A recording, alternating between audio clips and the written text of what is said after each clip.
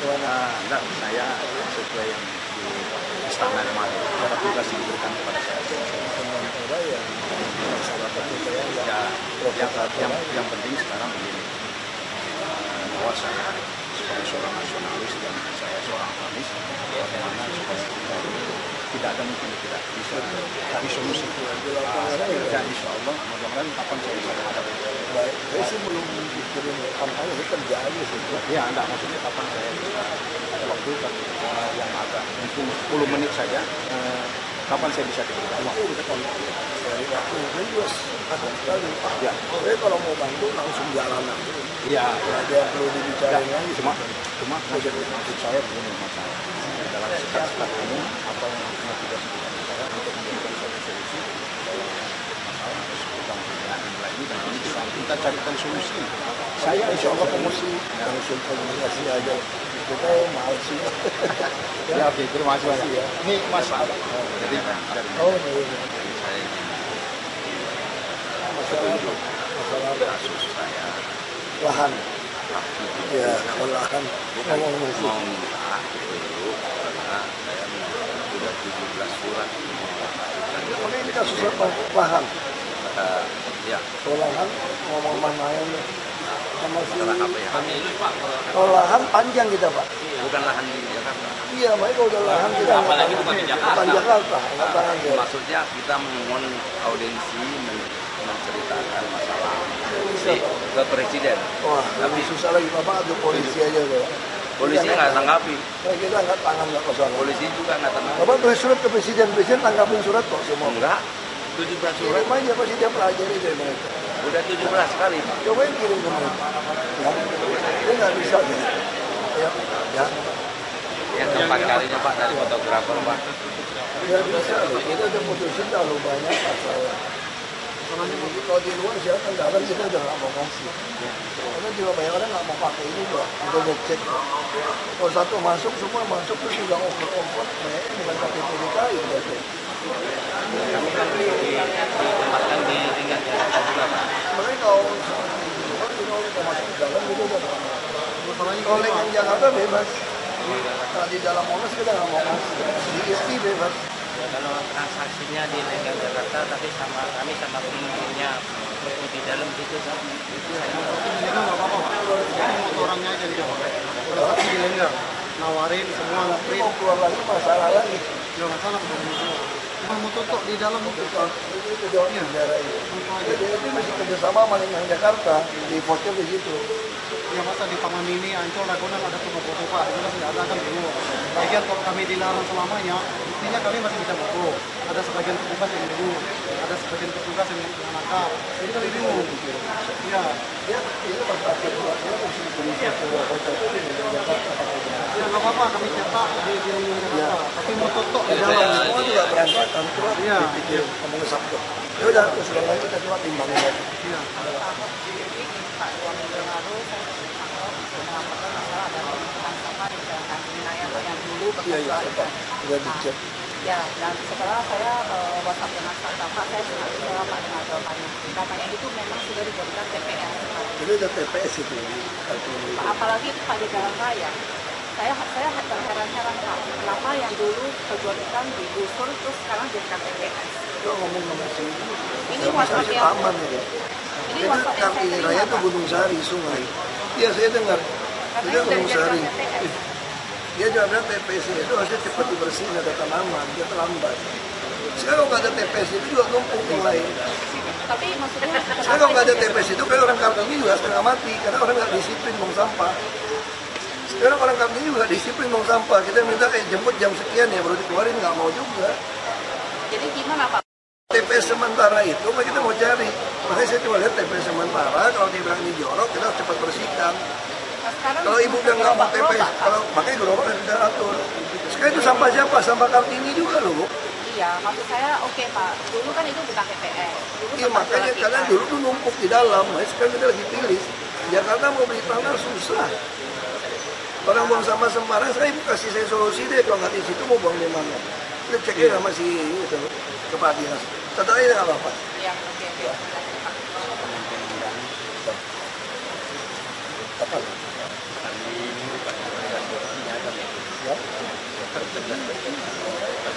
Katanya. Siapa yang menikah? Dari saya staf inspektorat. Itu udah kan? Ya udah saya ini bantuan ini. Itu anak saya kan Sindrom terus itu. saya nggak punya tempat tinggal karena digusur. Terus ini sama yang Digusur kapan? yang itu di Kalideres. Nggak mungkin kayak itu pasti dapat. Enggak, itu gusur yang di dagang. Swasta ya? Terus udah gitu. Sudah tahu?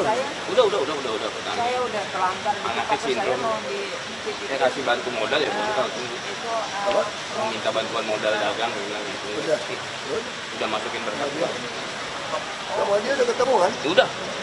iya. Belum ketemu?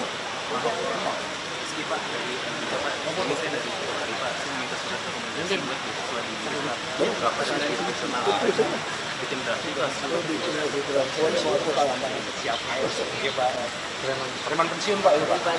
Ya, Pak, ada seminar kita bisa situ ketemu Pak Jarod. Pak Jarod. Di Katulistiwa nanti tanggal 18 November.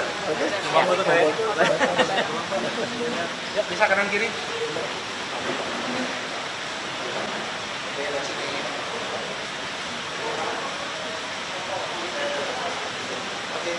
Pak, ganjil genap Pak. Ganjil genap cepat amat ya udah balik ke sini. Ganjil genap ya tanggal 30 mulai ada penindak. Kan sekarang kan masih ada yang agak padat. Hari ini aja banyak yang ganjil saya sepanjang jalan Sudirman saya ketemu dua. Hilang tanggal 30. Sekarang kan belum. Nah itu pengawasannya tadi gimana Pak? Kan pajak, itu pajak. Nggak datang itu. Karena ada penambahan petugas. Enggak. Dia lihat juga nomor sekian, kita bisa kunci dia. Kita tahu nomor siapa. Kalau nomor palsu, kita akan secara acak atau jalan merah minta STNK. Kalau tahun palsu pasti pidana. Lebih baik daripada terima. Dan tentu tidak sempurna seperti RP.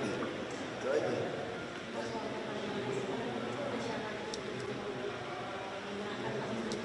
Bukan. Sekarang kalau ada SRF, selain ada falsus-falsum, sekarang saya ada tambahan, dia harus menyumbang untuk membuat trotoar dan dapur. Terus kita kasih SMS ke ambulan sambil dia kerjain. Kalau nggak, kita ada masih. Itu tadi, sebenarnya masalah orang kan. Tapi minimal disegel, penghuni kan ngerti, dia nggak bisa jual. Akan didesak di penghuni. Karena aturannya nggak jelas. Misalnya kamu tinggal di apartemen, kamu udah ketipu nih di apartemen. Terus saya segel usir kamu marah nggak apa-apa? Ya itu, ya udah kalau kamu nggak mau diusir, saya kasih tahu kamu gedung kamu nggak lolos. Ancam aja, jangan kamu yang diprovokasi nyerang saya, kalau saya provokasi kamu nyerang dia. Pak, soal Ya. Udah, mulai urut harus 3-4 meter. Dalam.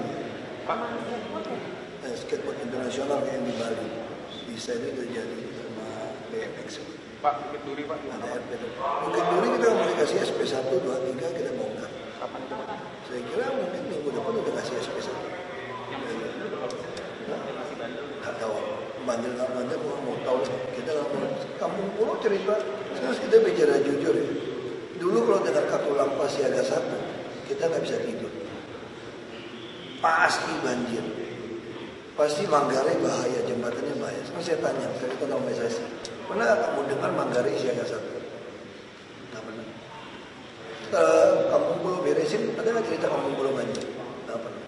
Sekarang kalau ada kirim air berapapun dari Katulampa, aku bilang kurang airnya. Kirim lagi aja.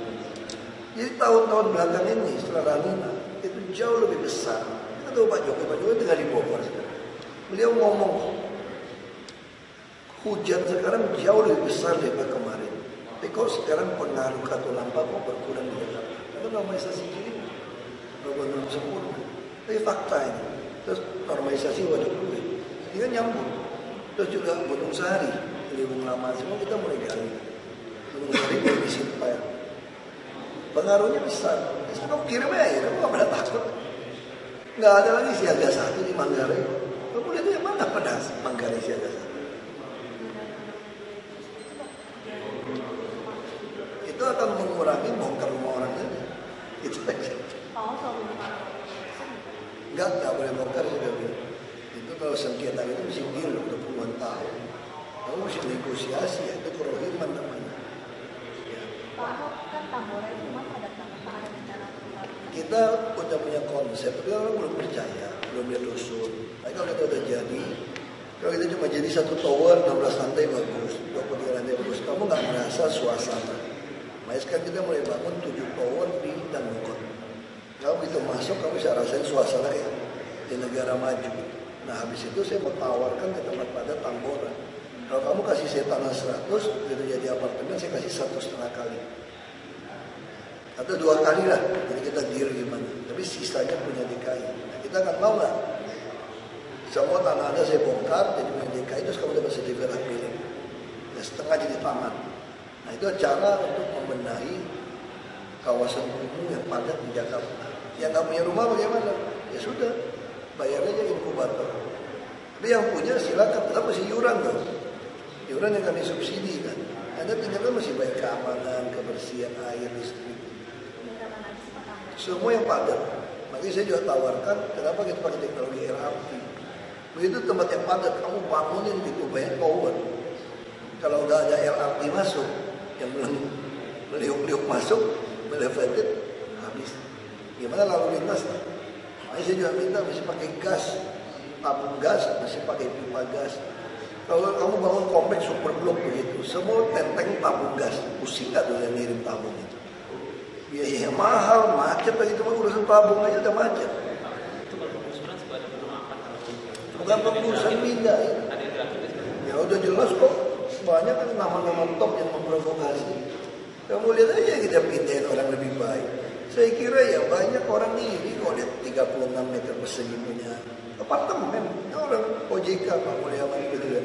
Ini mah bukan Pak Hamdani yang dari staf khusus Mendagri dulu kan dia bilang, ini mah bukan rusun namanya Pak, apartemen Pak.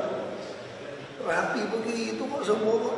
Dan Mogot kan salah satu contoh. Kalau kita bangun masjid raya di sana, kalau penduduknya kan banyak dan mayoritas pun muslim. Kalau semua sholat situ, sholat kereta aja dan sholat main Jumat nggak cukup tuh masjid. Ngapain mau laporin? Lapor kan mesti lapor juga. Tapi kayak orang itu diamin aja, biar dia gigi. Laporin dia justru jangan harap kita laporin supaya dia senang kan, ngetop kan. Karena aku nggak tahu. Dia mau ganggu juga nggak berani, gue sikat aja. Ya kamu dulu dia teriak-teriak, lu ganggu aja lu. Lu mau bakal alat berat kita bakar aja satu, tangkapin lu. Coba aja saya bilang, kita mah santai aja gitu kan. Pejabat itu kan dikasih hak untuk mengatur pemegang senjata. Kecuali saya menjolimi orang dipindahin nggak punya tempat tinggal lebih baik. Kamu bayangin aja anakmu diurusin dokter, perawat, perpustakaan. Kamu lihat aja tuh fasilitasnya.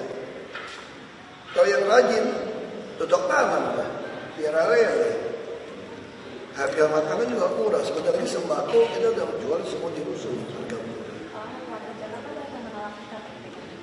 Aku nggak tahu ngomong sama. Kamu harus ikutin aturan itu pusat perintah.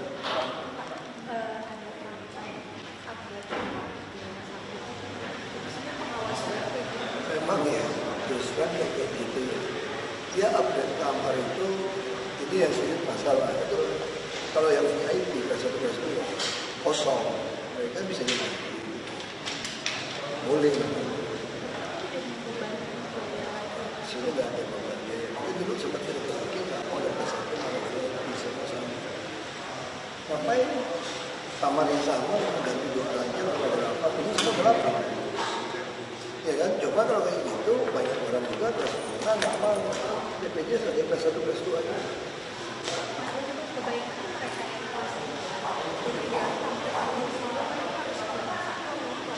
Kelas 1 kelas 2 gratis. Jadi kayak kita naik pesawat aja. Kita ini ekonomi, daftarnya terakhir, atau ekonomi udah penuh. Bisnis kosong, langsung Garuda kasih bisnis. Itu nasib. Nah itu sudah nggak perlu. Tapi udah kerja sama BPJS. Nggak perlu bayar, dia tetap bayar di saja. Tetap bayar. Iya. Jadi kita cuma ngisi kayak pesawat aja.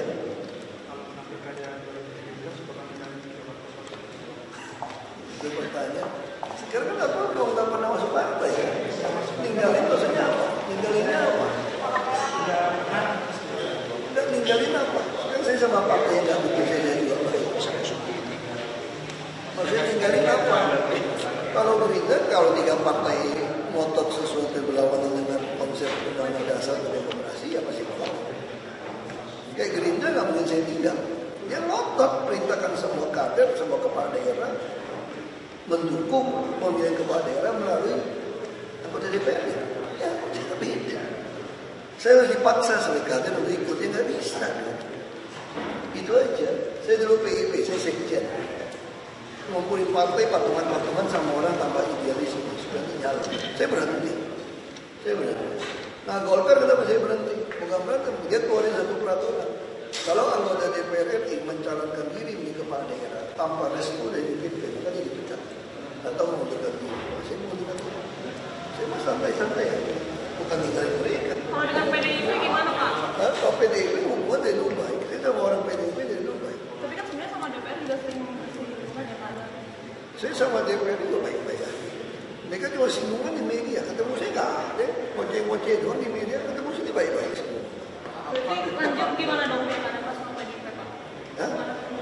Tunggu waktunya. Saya mana tahu itu urusan PDIP.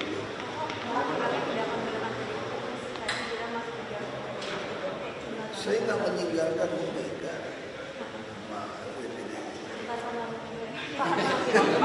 Mereka tadi ngomongin anak-anak ya Pak.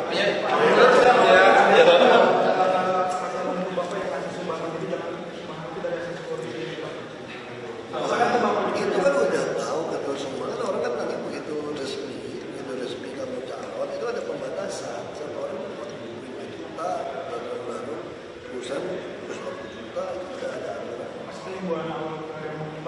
Kan semua sumbangan masih transfer. Kalau transfer dia bisa berani nyumbang, dia masih udah bayar pajak. Kalau kamu berani nyumbang saya 75 juta, kamu masih diperiksa pajak. Terus kamu masih melaporkan NPWP.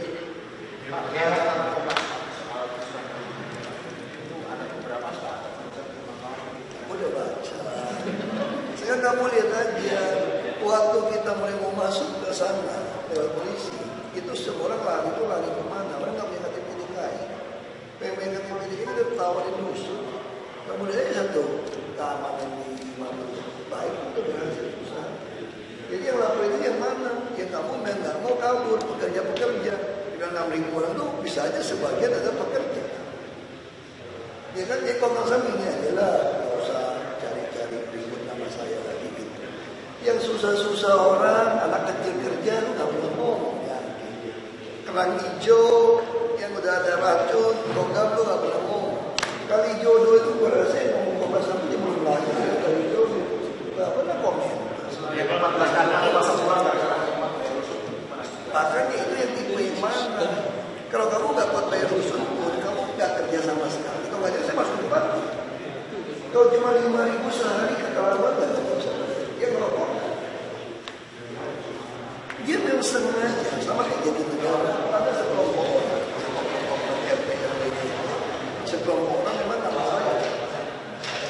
Dia sengaja. Dia pikir nggak berani gosip kan harus dipain. Sekarang logika, kamu sewa di rumah di pinggir sungai berapa sekarang? 4,5 loh sewa rumah. Ini 150.000. Naik bus nggak bayar, kamu dapat lagi. Panggil Pak Baswedan itu siapa? Makanya saya bilang Komnas HAM jangan saya ngomong, panggil Pak Baswedan itu siapa? Lagi pula mau nggak mau publis tuh punya rekomendasi, kamu mau ngapain aja?